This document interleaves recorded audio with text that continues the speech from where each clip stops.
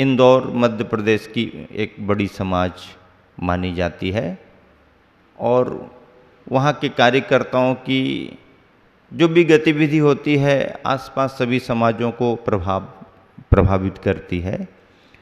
तो उन्होंने कहा कि हम स्थितीकरण वर्ष मनाना चाह रहे हैं, आपका मार्गदर्शन चाहिए। तो मुझे बिल्कुल अभी साक्षात दिख रहा है कि आचार्य ने बहुत स्नेह से मुस्कुराते हुए कहा कि देखो जो भी कर रहे हो वो आप अपने तरीके से देखो, लेकिन मेरा एक ही मार्गदर्शन है, स्थितीकरण के रूप में यदि ये वर्ष मना रहे हो तो स्थितीकरण को उपगूहन की पृष्ठभूमि पर ही मनाना। उपगूहन के बगैर स्थितीकरण अधूरा ही माना जाता है। उपगूहन अपने आप में एक ऐसा अंग है जो चला करके देखने जैसी कोई भावना तो रखता ही नहीं है। सहज रूप से भी यदि कोई देखने में या सुनने में बात आती है तो भी उसमें रुचि नहीं लेता, ख्याल में आने पर उसे वहीं पर छिपाने और दबाने का भाव रखता है। ये सम्यक दृष्टि धर्मात्मा का आंतरिक परिणाम हुआ करता है जो सम्यक दर्शन की भूमिका से बंधा हुआ है। इस नीति में गुरुवर कह रहे हैं अयत्न दृष्टान, देखने के लिए यत्न पुरुषार्थ नहीं किया, सहज नजर में आ गया। सुनने समझने के लिए किसी से पूछताछ नहीं की, सहज रूप से सुनने में आ गया। ऐसा होते हुए भी मन वचन काय रूप योगों से उसे दूसरों के सामने प्रकट ना करें। सामान्य व्यक्तियों के बस की बातें नहीं है। ये जो धीर वीर गंभीर उत्कृष्ट साधक और शांत स्वभावी हैं उन्हीं के लिए संभव है।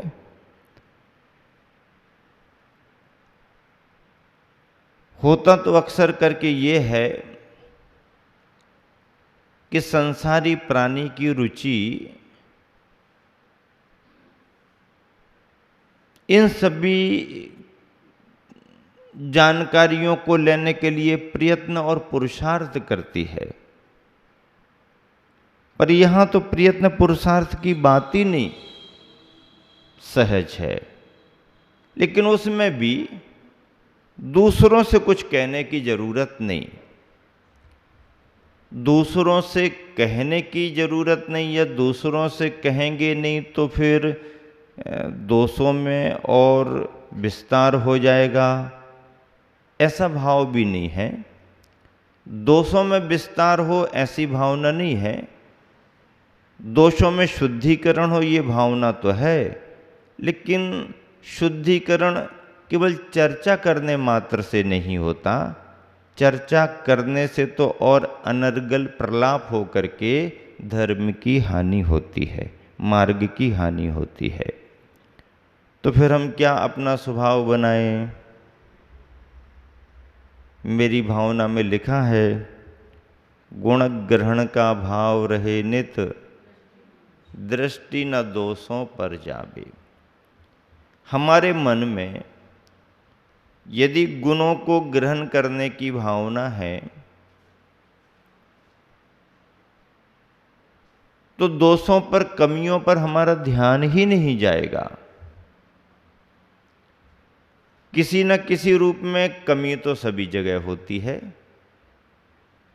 सर्वथा शुद्ध सिद्धों जैसा तो संसार में कोई होता नहीं, लेकिन फिर भी यदि हमारा ख्याल गुणों को ग्रहण करने का है तो हम कमियों को दोषों को दरकिनार करके अच्छाइयों को ग्रहण कर लेंगे, और ऐसा करते भी हैं। यदि मान लीजिए आप कहीं जा रहे हो और कोई सोने चांदी का सिक्का आपको कहीं कीचड़ में पड़ा हुआ दिख जाए, तो कीचड़ दिख रही है तो कीचड़ से बचना चाहिए। कीचड़ की ओर क्यों जा रहे? हाथ से उठाओगे तो हाथ भी खराब हो जाएगा। लेकिन आप कहते हो कि अब हाथ खराब हो जाएगा तो हो जाएगा, लेकिन कीमती वस्तु मिल रही ना, तो इस बुराई को नज़रअंदाज करेंगे क्योंकि अच्छाई बहुत मिल रही है। उस अच्छाई के सामने इस कमी का, इस दोष का कोई महत्व नहीं है। गुणों को ग्रहण करने का भाव हो तो कमियों की तरफ हमारा ध्यान जाता ही नहीं है। छिद्रान्वेषी दृष्टि अलग होती है और ऐसे लोगों के बीच में भी रहना पड़ता है, ऐसे लोगों को भी लेकर के चलना पड़ता है जिनकी दृष्टि ही दोषों को ग्रहण करने की होती है। सभी आप लोगों को भी ऐसा माहौल मिलता करना पड़ता है। एक नगर में इसी स्वभाव का एक व्यक्ति आ गया। महाराज उसने ऐसा कर दिया, उसने ऐसा कर दिया, ये ऐसा करता, वो ऐसा करता, ये ऐसा करता, वो ये सफाई नहीं, वो सफाई। यार क्या लगा रखा, ये तो चलता रहता है। फिर भी उसकी रुचि उसी में रहती, काम कुछ करना धरना नहीं, लेकिन ऐसा वैसा ये वो बराबर सेटिंग करता बताता। मैंने सोचा भैया अब ये तो आएगा ही आएगा, और आएगा तो अपना भी काम करना है और इसको भी काम में लगाना है, तो उपाय क्या है। तो उस समय हमारी एक किताब तैयार हो रही थी, कंप्यूटर से मैटर कंपोज होकर के आया था। तो हमने कहा कि भैया यार आपकी दृष्टि बहुत पारखी है और आप बहुत अच्छे तरीके से कहाँ पर क्या कमियां हैं वो पकड़ लेते हो। जरा मेरी इस पुस्तक की प्रूफ रीडिंग करो, इसमें जितनी भी गलतियां हैं आप सब निकालो। बहुत अच्छा काम है और आपके लिए ये योग्य भी है। बहुत खुश हो गया, बोले ठीक है महाराज जी इस काम को करते हैं। अब बराबर लगा है, देखो महाराज जी इसमें ये देखो, हाँ बराबर आपने सही पकड़ा, बराबर सही पकड़ा। मतलब यदि उसका स्वभाव वैसा है तो उसे भी काम में लगाना पड़ेगा। उसकी उस प्रवृत्ति को भी समीचीन तरीके से हम उपयोग में कैसे लाएं, ये भी हमें समझने की जरूरत है। सहज स्वभाव होता है। मेरी भावना तो कहती है कि गुण ग्रहण का भाव रहे, नित दृष्टि न दोषों पर जावे। लेकिन संसारी प्राणी की विचित्रता है कि गुणों की परख उसे हो या ना हो, बुराइयां सहज उसको दिखाई देती हैं और उन्हीं को भी ग्रहण करता है। आचर्षि ने कविता में एक जगह लिखा कि ऐसा कोई घर नहीं जिसमें द्वार ना हो। कहीं पर भी कोई भी घर मकान बने तो ऐसा तो कोई मकान आज तक बना नहीं जिसमें कोई द्वार दरवाजा खिड़की आदि ना हो। उसके बिना तो संभव नहीं। ऐसा कोई द्वार नहीं, ऐसा कोई घर नहीं जिसमें द्वार ना हो, और ऐसा कोई मानव नहीं जिसमें गुण ना हो। कमी वैसी तो चलती है, लेकिन बिना द्वार दरवाजे के मकान हो नहीं सकता है। तो कोई ना कोई गुण तो हर मनुष्य में होते ही होते हैं, जिसे हम सामान्य से सामान्य भी कह करके उसे हटा सकते हैं, तो उसमें भी कोई ना कोई अच्छाई हो सकती है। अब अच्छाई पकड़ने के लिए हमारे पास में वो नजर होना चाहिए। आचार्य ने यह सिद्ध किया कि गुणों में हीनादिकता हो सकती है, लेकिन सर्वथा बिना गुण के कोई भी व्यक्ति नहीं रहता है। अच्छाइयाँ किसी न किसी रूप में होती ही हैं।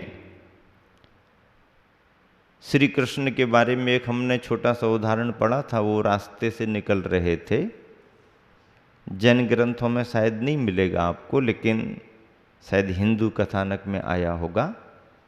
किसी रास्ते से वो निकल रहे थे, उनके सारथी ने कहा कि इस रास्ते से आप आगे ना बढ़ें, क्योंकि इस रास्ते पर एक मरा हुआ कुत्ता पड़ा हुआ है, दुर्गंध भी आ रही है, आप रास्ता बदल लें।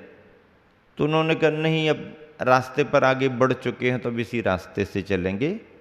उसने कहा आप चलेंगे तो मुझे भी चलना पड़ेगा, इसलिए मैं कह रहा हूँ रास्ता ठीक नहीं है, दुर्गंध भी है और रास्ते में कुत्ता मरा पड़ा है, देखने में ठीक नहीं लगेगा। चलो चलो चलते हैं। आगे बढ़ते गए।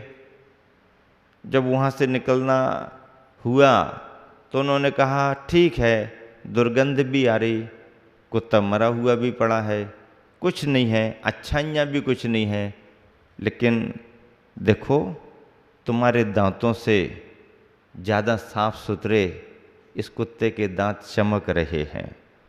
एक चीज़ तुम्हारे को मिली कि नहीं मिली? कहने का अभिप्राय उस कहानी में ये था कि नारायण श्री कृष्ण ने उस समय उस सारथी को उस मृत कुत्ते में से भी एक अच्छाई बता करके उसको संबोधित किया कि हम चाहें तो अच्छाई मिल सकती है और ना चाहें तो कहीं कुछ मिलता ही नहीं। इंसान के बारे में एक जगह रूपक मैंने पढ़ा, मनुष्य सर्व शक्तियों से संपन्न है, लेकिन इसकी कमजोरी भी सबसे बड़ी यही है कि ये बुराइयों को देखता रहता है, अच्छाइयों को ग्रहण जल्दी नहीं कर पाता है। तो एक इंसान ऐसे ही घूमते फिरते इसी स्वभाव का और एक बगीचे के पास पहुंच गया। फूल बहुत अच्छे खिले हुए थे, सुंदर सुंदर थे, सुगंध आ रही। देखते हुए कहता है बगीचा बहुत अच्छा है, फूल बहुत सुंदर सुंदर खिले हैं, सुगंध भी अच्छी आ रही, लेकिन ये बात समझ में नहीं आ रही, इतने अच्छे फूल फिर ये कांटों के बीच में क्यों खिले हैं? अब कांटों की कमी उसको खटक गई, फूल की अच्छाइयाँ उसके लिए गौण हो गई। वहाँ से आगे बढ़ा, आगे बढ़ते बढ़ते समुद्र के किनारे पहुँच गया। ओहो, इतना विशाल समुद्र, इतना गहरा समुद्र, अपार अपरंपार जल भरा हुआ है। ऐसा करते करते कहने लगा लेकिन इस समुद्र का पानी बहुत खारा है। खारेपन पर आ गया उसका ध्यान। वहाँ से आगे बढ़ा, आगे बढ़ा, बढ़ते बढ़ते बढ़ते बढ़ते कोयल की आवाज़ आ गई, उसका ध्यान चला गया। ओहो, कोयल कितनी सुंदर। कोयल की तरफ ध्यान गया, कोयल की आवाज़ कितनी मधुर है। आवाज़ तो बहुत मधुर है लेकिन काली काली है, ये ठीक नहीं है। अच्छा बात, चलो आगे गया, मयूर दिख गया। मयूर कितना सुंदर है, पंख सुनहरे हैं, इतना बढ़िया, ऐसा है वैसा है करते करते उसी समय मयूर ने आवाज़ कर दी। अरे मयूर के पंख तो बहुत सुंदर है लेकिन आवाज़ इसकी ठीक नहीं। आगे बढ़ा, शाम हो गई, रात हो गई, चंद्रमा दिखने लगा। चंद्रमा कितना सुंदर है, चांदनी फैली हुई है, लेकिन चंद्रमा में दाग धब्बा भी दिख रहा है। ऐसा जब बोल रहा था तो आकाश से ध्वनि आई, रे मनुष्य, तू धरती पर सबसे श्रेष्ठ है, बशर्ते तेरे में दूसरों की कमी बुराई देखने की आदत ना हो तो। अब यदि हम सब जगह ये देखते रहें तो कहीं कुछ मिलेगा ही नहीं, कुछ ना कुछ अधूरापन तो सब जगह है। तब कहीं उसे मालूम चला कि अरे भाई, सारी योग्यताएं हमारे पास हैं, बस उन्हें उद्घाटित करने के लिए कमियों को नहीं देखना, लक्ष्य नहीं बनाना।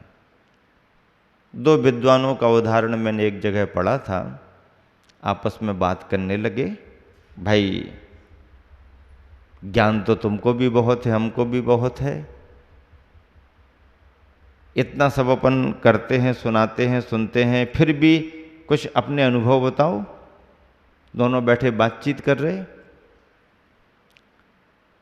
एक जनौर आकर के बैठ गया, वो भी सुनने लगा, वो भी विद्वान था। एक ने कहा भैया मैं क्या बताऊं, मैं विद्वान तो बहुत हूँ, सब कुछ जानता हूँ, लेकिन मेरी एक बहुत बड़ी आदत है, बुराई है कि मुझे कहीं किसी की कोई भी बात पता पड़ जाए तो मैं उसे सुनाता ही हूँ।